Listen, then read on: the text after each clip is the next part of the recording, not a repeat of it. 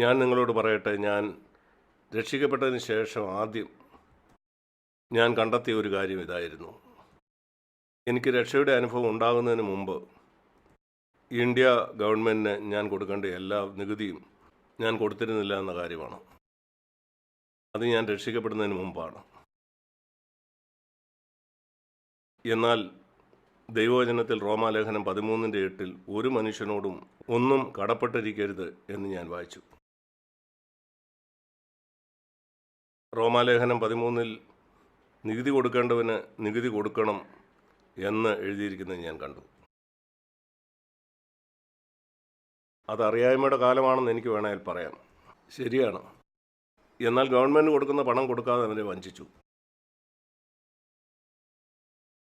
ഞാൻ ഇരുന്നത് അത് എത്ര പണമാണെന്ന് കൂട്ടി നോക്കി. ഞാൻ ഇരുന്നത് കണക്ക് കൂട്ടി നോക്കിയപ്പം ഞാൻ കണ്ടു അതൊരു വലിയ എമൗണ്ട് ആണെന്ന്. ഏകദേശം 4 മാസത്തെ എൻ്റെ ശമ്പളമാണ്. അന്ന് ഞാൻ നല്ല ശമ്പളം മേടിക്കുന്ന ഒരു നേവി ഓഫീസറായിരുന്നു. അവിടുന്ന് ഞാൻ മനസ്സിലാക്കി ഈ 4 മാസത്തെ ശമ്പളം ഒരു വലിയ എമൗണ്ടാണ്. അത്രയും പണം ഉണ്ടാക്കുക എന്നുള്ളത് പല മാസങ്ങളിലായിട്ട് എനിക്ക് പണം കരുതി വെച്ചെങ്കിലേ കഴിയുമായിരുന്നുള്ളൂ. ഞാൻ അതേപ്പറ്റി ചിന്തിക്കാനായിട്ട് തുടങ്ങി. മനുഷ്യനെങ്ങനെയാണെന്ന് നിങ്ങൾക്കറിയാമല്ലോ. കണക്ക് കൂട്ടി എനിക്ക് വ്യക്തമല്ല ഇത് ഇത്രയുമാണോ അതോ ഇത്രയുമാണോ. ഒന്നും മറ്റേതിനേക്കാൾ 10% കൂടുതലാണ്. ക്ഷമിക്കണം, അത് ഏതാണ്ട് 20% കൂടുതലാണ്. നിങ്ങൾക്കറിയാമല്ലോ മനുഷ്യൻ്റെ സ്വഭാവം. ഞാൻ ചിന്തിച്ചു ആ കുറഞ്ഞ സംഖ്യ ഗവൺമെൻറ് കൊടുത്തേക്കാവുന്നു. അന്ന് ഞാൻ ലെവിയ പുസ്തകം 6-ാം അധ്യായം വായിച്ചുകൊണ്ടിരിക്കുകയായിരുന്നു. അന്യായമായിട്ട് മറ്റൊരാളുടെ പണം നിങ്ങളുടെ കയ്യിൽ വന്നാൽ നിങ്ങളത് മടക്കി കൊടുക്കുമ്പോൾ ലേവ്യ പുസ്തകം 6:5 20% കൂട്ടിക്കൊടുക്കണമെന്നാണ് എഴുതിയിരിക്കുന്നത്. ഇതിനേക്കാളും വ്യക്തമായൊരു ഉത്തരം എനിക്ക് ലഭിക്കാനില്ല. ഇവിടെ ഞാനിങ്ങനെ ബുദ്ധിമുട്ടുകാരുന്നു, ഇത് കൊടുക്കണോ അതോ 20% ഇതധികം കൊടുക്കണോ. ശരിയായ ഉത്തരം എനിക്ക് ലഭിച്ചു. അന്നത്തെ എൻ്റെ ദൈവവചന ഭാഗമായിരുന്നു അത്. ദൈവം എത്ര അത്ഭുതകരമായിട്ടാണ് സംസാരിക്കുന്നത്. അതുകൊണ്ട് എനിക്ക് മനസ്സിലായി എത്ര പണമാണ് കൊടുക്കേണ്ടത്. കുറേ നാളുകൾ കൊണ്ട് ഞാൻ ആ പണം സ്വരൂപിച്ചു. അത് ഗവൺമെൻറ് മടക്കി കൊടുത്തു. കാരണം ദൈവത്തിൻ്റെ വചനം പറയുന്നത്, നിങ്ങൾ ഓർക്കുന്നുണ്ടോ, യേശുവിനെ ഒരു നാണയം കാണിച്ചപ്പോൾ യേശു പറഞ്ഞത്, അവൻ ചോദിച്ചു ഈ സ്വരൂപം ആരുടേതാണ്. അവർ പറഞ്ഞത് സീസറിൻ്റേതാണ്. നിങ്ങൾ ഓർക്കുന്നുണ്ടോ? അവൻ പറഞ്ഞു സീസറിനുള്ളത് സീസർക്കും ദൈവത്തിനുള്ളത് ദൈവത്തിനും. നിങ്ങൾ ആ വാക്യം കണ്ടോയെന്ന് എനിക്കറിയില്ല. ഞാൻ ആളുകളോട് ചോദിക്കാറുണ്ട്, ആരാണ് ആദ്യം? മത്തായി 22:21 വാക്യം. എന്നാൽ കൈസർക്കുള്ളത് എന്ന് പറഞ്ഞാൽ ഗവൺമെൻറ്റിന് അവകാശപ്പെട്ടത്. ദൈവത്തിനുള്ളത് ദൈവത്തിനും കൊടുപ്പീൻ. എൻ്റെ ചോദ്യം ഇതാണ്, ആർക്കാണ് ആദ്യം കൊടുക്കേണ്ടത്? ഗവൺമെൻറ്റിനാണോ അതോ ദൈവത്തിനാണോ? നിങ്ങൾ പറയും ദൈവം, ഞാൻ പറയല്ല. വായിച്ചു നോക്കുക. ദൈവത്തിനുള്ള ആദ്യം ദൈവത്തിന് കൊടുക്കാനല്ല പറയുന്നത്. അങ്ങനെയല്ല. ആദ്യം ഗവൺമെൻറ്റിന് കൊടുക്കുക. കാരണം നിങ്ങൾ ഗവൺമെൻറ് കൊടുക്കേണ്ട നികുതി ഗവൺമെൻറ്റിന് കൊടുക്കുന്നില്ലെങ്കിൽ നിങ്ങൾ ദൈവത്തിന് കൊടുക്കുന്നത് ഗവൺമെൻറ്റിന് കൊടുക്കേണ്ടതാണ്. ഞാനൊരു ഉദാഹരണം പറയാം. ഞാൻ നിങ്ങൾക്ക് $1000 തരാനുണ്ടെന്ന് കരുതുക. ഞാൻ പോയി $100 ആ ഓഫറിംഗ് ബോക്സിൽ ഇട്ടാൽ ഞാൻ നിങ്ങളുടെ പണമാണ് കൊടുക്കുന്നത്, എൻ്റെ അല്ല. നിങ്ങൾക്ക് മനസ്സിലായോ? നിങ്ങൾക്ക് ഞാൻ തരാനുള്ള $1000 തന്ന ശേഷം അതിനുശേഷം $100 ദൈവത്തിന് കൊടുക്കാം, എങ്കിലത് എൻ്റെ പണമാണ്. അതുകൊണ്ട് ഗവൺമെൻറ്റിന് കൊടുക്കാനുള്ളത് ഞാൻ കൊടുക്കുന്നില്ലെങ്കിൽ സീസറിനുള്ളത് സീസറിന് ഞാൻ കൊടുക്കുന്നില്ല.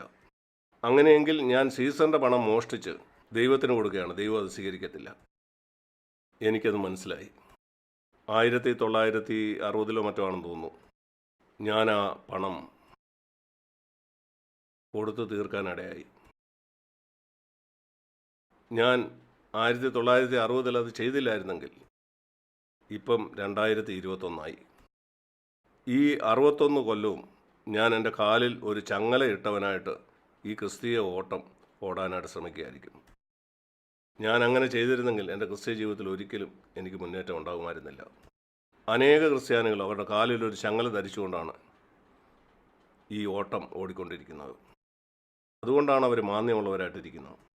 കഴിഞ്ഞ കാലത്തിലുണ്ടായ ഏതോ ഒരു കാര്യം പരിഹരിക്കാത്തതുകൊണ്ട് അവരുടെ ജീവിതത്തിൽ മുന്നേറ്റം ഉണ്ടാകുന്നില്ല. ചിലരോട് ക്ഷമ ചോദിച്ചിട്ടില്ല.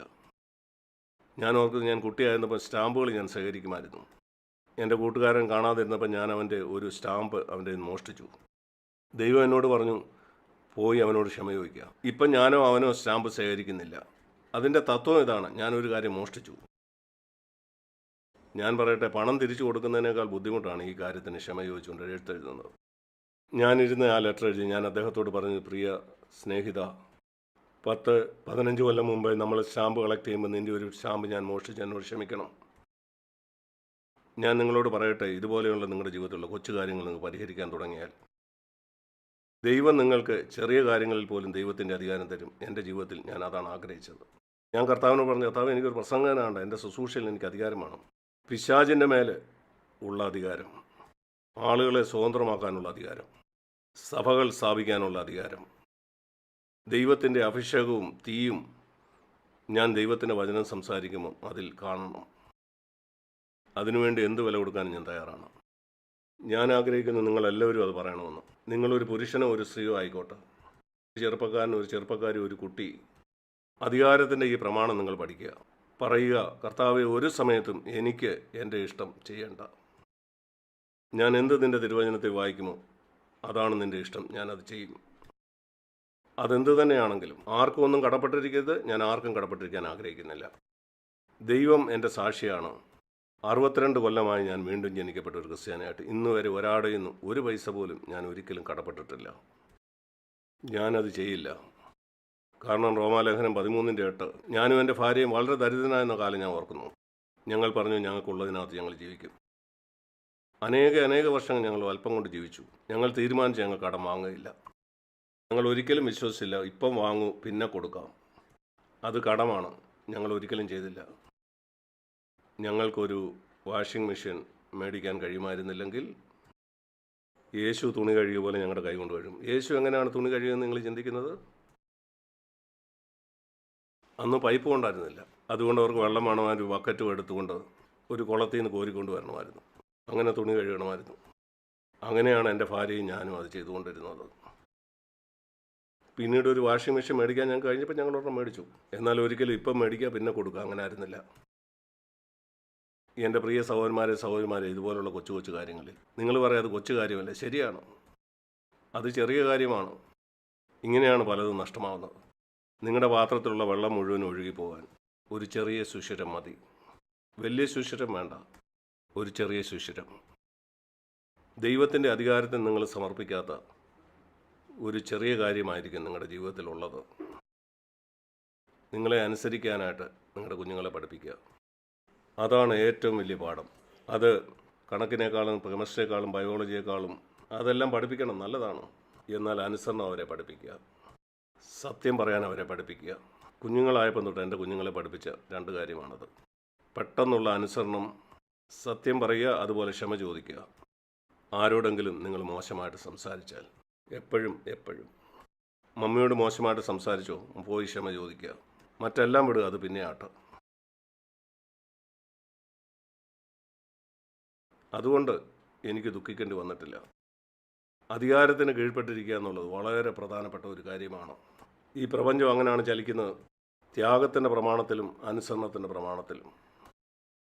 മറ്റ് പല കാര്യങ്ങളും നമുക്കതേപ്പറ്റി പറയാനായിട്ട് കഴിയും. ഇതനുസരിച്ചുകൊണ്ടാണ് അപ്പോസ്തലന്മാർക്ക് കർത്താവിന് വേണ്ടി ഒത്തിരി കാര്യങ്ങൾ ചെയ്തു തീർക്കാനായിട്ട് കഴിഞ്ഞത്. 2000 വർഷമായിട്ട് നിലനിൽക്കുന്ന ഒരു പ്രവൃത്തി. അപ്പോസ്തലന്മാർ തുടങ്ങിയ ഈ പ്രവൃത്തി 2000 കൊല്ലമായിട്ട് നിലനിൽക്കുകയാണ്. അവർ 12 പേരെ ഉണ്ടായിരുന്നുള്ളൂ. സാമാന്യ വിദ്യാഭ്യാസമില്ലാത്തവർ. എന്നാൽ അവർ ലോകത്തെ കീഴ്മേൽ മറിച്ചു. കാരണം ദൈവം അവരോടൊപ്പം ഉണ്ടായിരുന്നു. പ്രിയ സഹോദര, കർത്താവ് നിന്നോടുകൂടെ ഉണ്ടെങ്കിൽ നിന്നിൽ കൂടെ കർത്താവിന് ചെയ്യാൻ കഴിയുന്നത് എത്ര അത്ഭുതകരമായ കാര്യമായിരിക്കും. ഒരുപക്ഷെ ഇന്നുവരെയും നിങ്ങൾ പരാജയപ്പെട്ട ഒരാളായിരിക്കാം. മാനസാന്തരപ്പെടാനായിട്ട് ഞാൻ അപേക്ഷിക്കുകയാണ്. പറയുക, കർത്താവെ, ഇന്നു മുതൽ ഞാൻ അവിടുത്തെ അധികാരത്തിന് കീഴിലായിരിക്കാൻ ആഗ്രഹിക്കുന്നു. എനിക്ക് എൻ്റെ കുഞ്ഞുങ്ങളെ പഠിപ്പിക്കാൻ കഴിയുന്ന ഏറ്റവും വലിയ പാഠം അധികാരങ്ങൾക്ക് കീഴ്പ്പെട്ടിരിക്കുന്നത് പഠിപ്പിക്കാൻ എന്നെ സഹായിക്കണം. ഭാര്യമാർ അവരുടെ ഭർത്താക്കന്മാരുടെ അധികാരത്തിന് കീഴിലായിരിക്കുക. അതിനർത്ഥം നിങ്ങൾക്ക് അവനോട് അഭിപ്രായ വ്യത്യാസം ഉണ്ടായിക്കൂടെന്നല്ല. അതൊരു നല്ല ആത്മാവിൽ ചെയ്യാം. നിൻ്റെ ഭർത്താവ് ഒരുപക്ഷെ തെറ്റായിരിക്കാം, നിശ്ചയമായിട്ടും. ഭൂമിയിലുള്ള അധികാരങ്ങൾ തെറ്റാകാം. ഈ കാര്യം തെറ്റാണ് എന്ന് സ്നേഹത്തോടെ പറയുന്നതുകൊണ്ട് ഒരു കുഴപ്പമില്ല. അതനുസരണത്തിൻ്റെ കുറവല്ല. കണ്ണും പൂട്ടി അധികാരത്തിന് കീഴ്പ്പെടുന്നതല്ല. നമ്മൾ വിചാരങ്ങളുള്ള സാധാരണ മനുഷ്യരാണ്. മറ്റെന്തിനേക്കാളും അധികം അതൊരു ആത്മാവാണ്. ഇത് വളരെ വളരെ പ്രധാനപ്പെട്ടതാണ്. എന്നാൽ അത് കുഞ്ഞുങ്ങളുടെ കാര്യത്തിലാകുമ്പോൾ അധികാരത്തിന് പൂർണ്ണമായിട്ടും കീഴടങ്ങിയിരിക്കുക എന്നുള്ളത് അവരെ പഠിപ്പിക്കേണ്ടത് വളരെ വളരെ പ്രധാനപ്പെട്ടതാണ്. അവർക്ക് കൊടുക്കാൻ കഴിയുന്ന ഏറ്റവും വലിയ ദാനമാണത്. വീണ്ടും ജനിച്ച മാതാപിതാക്കളുടെ അനേക മക്കൾ മത്സരികളായിട്ട് ജീവിക്കുന്നു. ധാരാളം പൊതുവെ പറയുന്ന കാര്യമാണ് പാസ്റ്റർമാരുടെ മക്കൾ നിഷേധികളാണെന്ന്. ഇന്ത്യയിൽ അങ്ങനെയാണ്, അമേരിക്കയിലും അങ്ങനെ തന്നെയാണ്. മിഷണറിമാരുടെ മക്കളെക്കുറിച്ചും ഇത് സാധാരണ പറയുന്ന കാര്യമാണ്. എന്തുകൊണ്ടാണ് അങ്ങനെ? കാരണം മറ്റുള്ളവരെ അവർ മാനസാന്തരപ്പെടുത്താൻ പോകുന്നു, എന്നാൽ സ്വന്തം കുഞ്ഞുങ്ങളെ അങ്ങനെ ചെയ്യുന്നില്ല. ഞാൻ ദൈവത്തോട് പറഞ്ഞു, എൻ്റെ കുഞ്ഞുങ്ങൾ അങ്ങനെ പോയാൽ ഞാൻ പ്രസംഗിക്കുന്ന അവസാനിപ്പിക്കും. ദൈവവചനത്തിൽ പറയുന്ന 2-3 മക്കളെ ദൈവഭയത്തിൽ വളർത്താൻ കഴിയാത്തതിന് സഭ എങ്ങനെയാണ് പരിപാലിക്കാൻ കഴിയുന്നത്? ഇത് വളരെ പ്രധാനപ്പെട്ട ഒരു കാര്യമാണ്. ക്രിസ്തീയ കോളത്തിൽ പൂർണ്ണമായിട്ടും തള്ളപ്പെട്ടിരിക്കുകയാണ്. അതുകൊണ്ടാണ് പ്രസംഗപീഠങ്ങളിൽ ഇന്ന് അഭിഷേകമുള്ള പ്രസംഗരില്ലായിരിക്കുന്നത്. മിക്ക പ്രസംഗങ്ങളിലും ഈ അഭിഷേകം നമുക്കിന്ന് കാണാൻ കഴിയുന്നില്ല. അനേക സഭകളിലും പിശാച് ഇന്ന് അവിടെ നടമാടുകയാണ്. എന്നാൽ യേശു പണിയുന്ന സഭയിൽ പാതാള ഗോപുരം ഒരിക്കലും ജയിക്കുകയില്ല. പ്രിയ സഹോദരന്മാരെ, പ്രിയ സഹോദരിമാരെ, ദൈവത്തിന് മുമ്പാകെ നമുക്ക് നമ്മെ തന്നെ വിനയപ്പെടുത്താൻ നമുക്ക് പറയാൻ, കർത്താവ്, ഈ സഭയിൽ പാതാള ഗോപുരം ഒരിക്കലും ജയിക്കുകയില്ല. ഈ സഭയെ പിശാച് ഭയപ്പെടണം. ഈ സഭ പിശാച് ഭയപ്പെടുന്ന ഒരു സഭയായി തീരണം. പിശാച് നിങ്ങളെ ഭയപ്പെടും, നിങ്ങൾ ദൈവത്തിൻ്റെ അധികാരത്തിന് കീഴ്പ്പെടുന്ന ആളാണെങ്കിൽ. അത് സൃഷ്ടിയുടെ ആരംഭത്തിൽ പിശാച് ചെയ്തതിന് നേരെ എതിരാണ്. യേശുവിൻ്റെ കാൽപ്പാടുകളെ നമുക്ക് പിൻകലിപ്പിക്കാം, പ്രാർത്ഥിക്കാം.